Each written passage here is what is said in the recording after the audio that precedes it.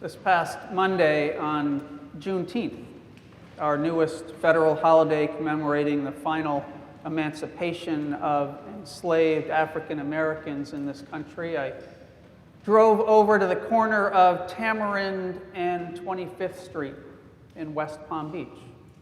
It's a pretty nondescript corner with a tire place on one side and some old aluminum warehouses that have seen better days on the other. In between is what at first glance looks like a fairly standard urban park. Nothing special, really. A few benches, a wide swath of green grass, some fencing. But I wasn't just wandering around a deserted park with the hot sun beating down on me that day. It's actually a mass burial site.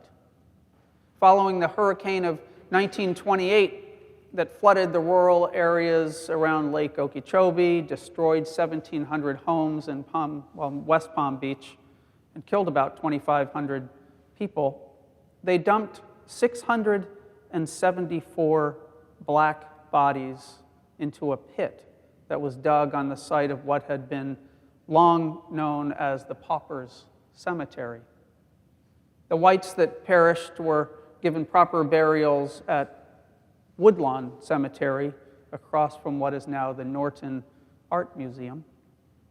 I'm not sharing this to be unduly provocative or to stir things up. This is simply part of our history, a history rooted in segregation and prejudice and the devaluation of those who don't look like us. A history we continue to reckon with and seek to reconcile, but a history that we ignore or whitewash or sweep under the rug at our spiritual peril. God is often made manifest in our discomfort, in our dis-ease. And so it's important to stare truth in the face rather than simply looking away. It is indeed the truth that sets us free, as Jesus reminds us. And I think we look away from hard truths because it's so easy to get discouraged and overwhelmed by the cruelty of this world. There is such callousness floating around out there, such a lack of compassion and empathy, a dearth of love. We see it in the ways we treat others or in the ways we ourselves are treated. We see it in the political dysfunction that has taken hold of this country. We see it in the ways marginalized populations are demeaned and debased. But into this world, at its most heartbreaking and scary, Jesus says, "Fear not." Over and over again, he tells us to not be afraid. He tells the disciples amid the raging storm to not be afraid. He tells a grieving father who just lost his daughter to not be afraid. The resurrected Jesus tells the disciples who have gathered in the aftermath of the crucifixion to not be afraid. And in this morning's gospel passage from Matthew, we hear that message again. Do not be afraid.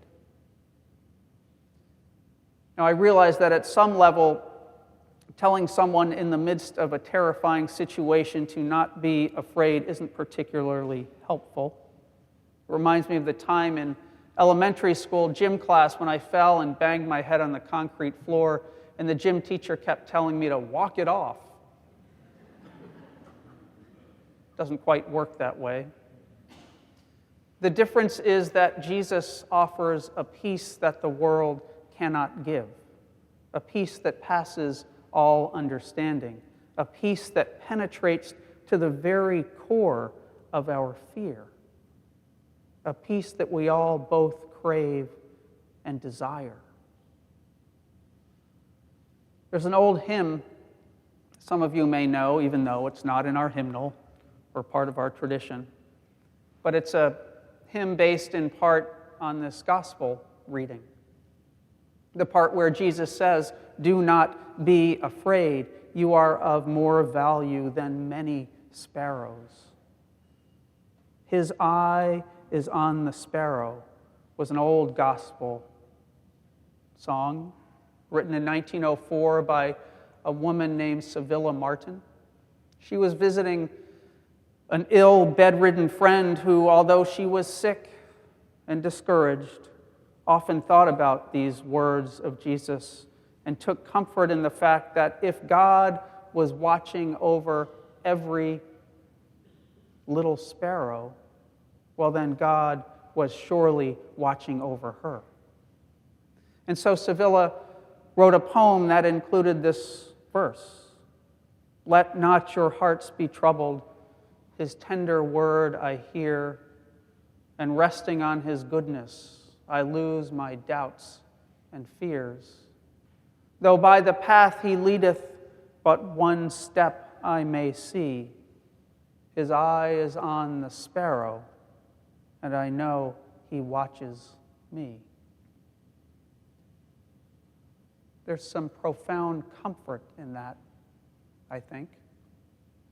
The knowledge that God never abandons or forsakes or forgets us, despite whatever cruelties and hurts we may encounter on this journey of life. One of the plaques at the burial site I visited is emblazoned with the title of Zora Neale Hurston's classic book that includes a fictionalized version of the hurricane of 1928. Their eyes were watching God. This was one of the books a number of folks insisted I read when they heard that I was moving to this part of Florida. And I can't help but notice the juxtaposition of his eye is on the sparrow with their eyes were watching God.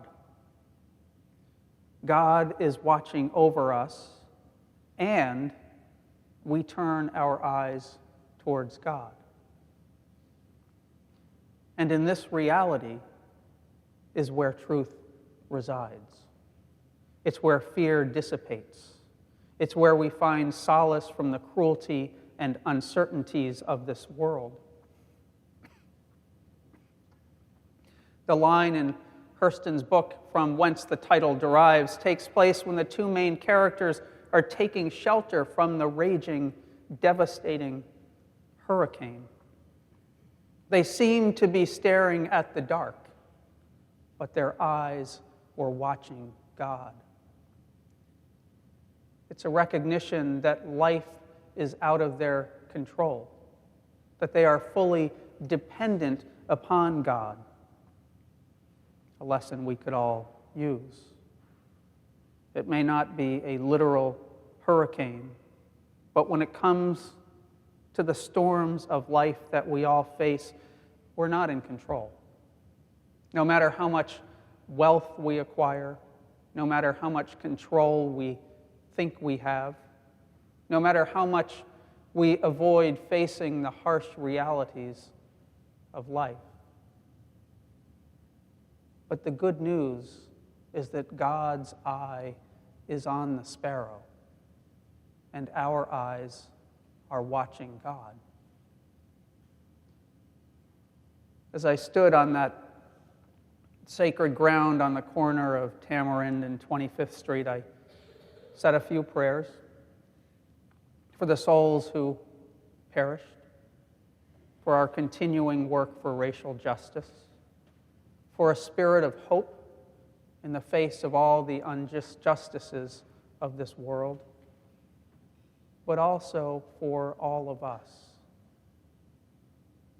Fear not, for God is watching over you.